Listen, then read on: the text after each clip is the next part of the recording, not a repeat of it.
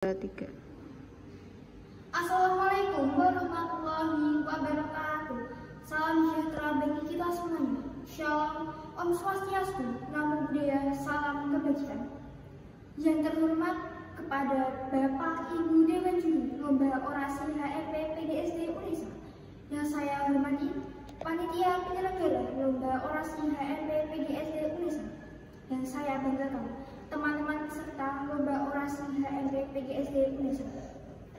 Saya, Hana Satya Rahmadani, Universitas Islam Nahdlatul Ulama Islam. Saya berdiri di sini bukan untuk membuka sesi curhat maupun sesi ceramah, ataupun saya berdiri di sini bukan untuk mencari sensasi semata. Tapi saya berdiri di sini karena saya peduli terhadap satu hal yang sangat akan penting bagi kita semuanya. Tetapi hal tersebut seringkali diabaikan dan dikesampingkan setiap harinya. Apakah hal tersebut itu? Ya, hal tersebut adalah pendidikan. Pendidikan setiap kalinya, setiap harinya dikesampingkan dan diabaikan oleh pemerintah. Padahal kita semua tahu bahwa pendidikan itu sangatlah akan penting bagi kita semua, terutama untuk generasi bangsa Indonesia. Dari kecil hingga sampai sekarang kita ini membutuhkan pendidikan. Kita tahu bahwa pendidikan merupakan jembatan yang akan kita seberangi untuk menuju masa depan. Tapi semakin ke sana, semakin ke sini, pendidikan sulit untuk dijangkau, sulit untuk dicapai. Pendidikan semakin mahal. Dan ya, apa sebab dari hal itu? Mereka disebabkan oleh anggaran dana yang seringkali dipotong.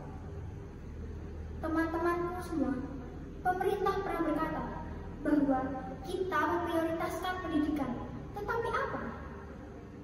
Anggaran terus-menerus dipotong dengan beribu-ribu macam alasan, entah efisiensi lah, defisit lah, ada beberapa hal yang mendesak lah. Padahal mereka tahu, seharusnya mereka sadar bahwa hal yang sangat mendesak itu adalah pendidikan untuk generasi bangsa kita. Bayangkan, kita di sini ngomongin aja Indonesia emas pada tahun 2045. Bagaimana kita bisa maju untuk Indonesia dengan ekonomi yang maju, negara yang maju, teknologi canggih? Gimana caranya kita bisa seperti itu kalau pendidikan di negara kita ini terus-menerus anggaran dananya dipotong? Kita yang mendapatkan hak selayaknya pendidikan. Bayangin nih, banyak juga anak-anak di daerah terpencil tidak mendapatkan pendidikan selayaknya. Mereka seringkali bersekolah dengan seadanya, menempuh pendidikan seadanya, mendapatkan ilmu dari seadanya. Mereka rela menyeberangi sungai dengan badan yang basah untuk mendapatkan pendidikan. Mereka rela di sekolah tanpa seragam, tanpa bersepatu. Mereka juga menggunakan buku-buku yang seadanya. Apakah kita bisa sebut mereka malas? Dan dia, kenapa hal tersebut bisa terjadi? Hal-hal tersebut terjadi karena pemangkasan anggaran dana. Seharusnya dana-dana tersebut tidak digunakan untuk pembangunan gedung-gedung mewah yang ada di gedung kementerian, tetapi dana-dana anggaran pendidikan tersebut digunakan untuk memperbaiki fasilitas-fasilitas untuk pendidikan, memperbaiki sekolah-sekolah yang roboh, memperbaiki sekolah-sekolah yang bocor agar pada saat ujian tidak terjadi kebocoran. Kita bisa juga mengganti buku-buku yang sudah rusak dengan dana-dana tersebut. Kita juga bisa mengganti gaji guru-guru honorer agar mereka mendapatkan gaji selayaknya. Dengan selayaknya mereka dedikasikan kepada kita. Tanpa mereka kita tidak akan mendapatkan ilmu yang selayaknya ini.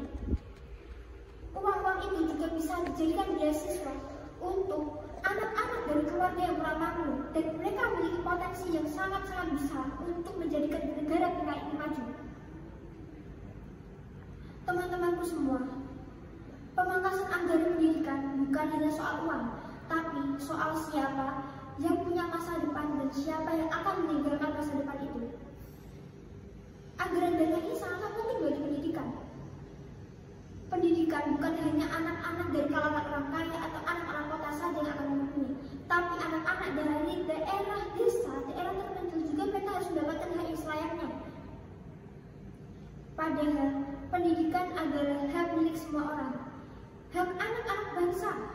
dari Sabang sampai Merauke. Kita tidak bisa membedakan pendidikan itu milik kaya atau miskin.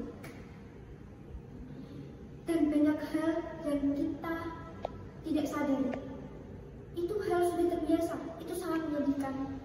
Kita sudah terbiasa melihat banyak anak-anak yang bersekolah di depan kita. Banyak guru honorer yang mendapatkan gaji tidak selayaknya. Jika kita biarkan hal tersebut terus-menerus seperti itu, ya, kita akan kalah. Kita tidak bisa melawan keadilan. Kita harus bisa melawan keadilan dengan membagikan hak-hak kita semuanya untuk pendidikan. Jika kita biarkan hal tersebut terus-menerus ada dalam kebiasaan, itu namanya ketidakadilan. Jika ketidakadilan dibiarkan menjadi kebiasaan, maka yang akan terkena imbasnya adalah generasi kita, anak-anak kita. Karena jika itu menjadi kebiasaan, menjadi akan turun-temurun, anak-anak kita akan mendapatkan hak yang tidak selayaknya seperti itu, mendapatkan pendidikan yang tidak bisa dicapai, berat, mahal, dan sulit dicapai. Ayo kita buka mata kita suarakan yang apa harus kita suarakan. Tuntut keadilan untuk pendidikan di negara kita ini. Jika kita bisa menuntut semuanya, kita adalah negara yang maju. Kita tahu kita punya anak-anak yang berpotensi tinggi untuk menjadikan negara kita maju dengan pendidikan. Tapi jika pendidikan, anggaran dananya terus-menerus dipotong dan mengedepankan kepolitikan dan korupsi di dalam negara kita, ya, negara kita tidak akan menjadi negara yang maju, negara yang ekonominya tinggi ataupun teknologinya yang maju. Kita tidak bisa menyebut itu sebagai negara emas tahun 2045. Pendidikan untuk generasi bangsa bukan beban negara, tetapi hal tersebut adalah investasi jangka panjang yang kita miliki. Dengan kita memiliki anak-anak berpendidikan, kita bisa menjadikan negara 2024 ini, 2045 ini menjadi negara emas. Mari kita sama-sama menjaga pendidikan di negara kita ini, agar pendidikan di negara kita ini mendapatkan hak yang selayaknya, agar kita bisa mengajukan anak-anak generasi bangsa ini untuk bisa berpikir kritis, menjadikan anak-anak yang memiliki masa depan. Kita bangkitkan anak-anak agar mereka bisa mewujudkan masa depan mereka, bukan biarkan mereka berputus sekolah, kerja serabutan, dan menghilangkan mimpi-mimpi mereka hingga dari kecil hingga sekarang. Kita bangkitkan semangat mereka untuk mendapatkan pendidikan selayaknya. Kita akan menjunjung tinggi mereka, mengajarkan mereka agar mereka bisa berpikir kritis, berprestasi dengan untuk memajukan nama baik negara kita ini. Kita tuntut keadilan untuk pendidikan di negara kita ini, agar mereka mendapatkan pendidikan yang selayaknya dan hak selayaknya untuk kita semuanya. Mari teman-teman, kita jaga negara ini. Kita tuntut keadilan, kita suarakan apa yang harus kita suarakan. Jika kita tidak bisa melawan ketidakadilan seperti ini, ingat, masa depan ada di tangan kita. Jika kita biarkan terus-menerus, anak-anak generasi kita, anak-anak turun-temurun dari kita akan mendapatkan senasib yang sama. Kita sebagai mahasiswa harus bisa mengedepankan pendidikan. Kita harus melawan, kita suarakan apa yang kita suarakan untuk keadilan dalam pendidikan di negara kita. Hidup rakyat Indonesia, hidup pendidikan, hidup mahasiswa. Wassalamualaikum warahmatullahi wabarakatuh.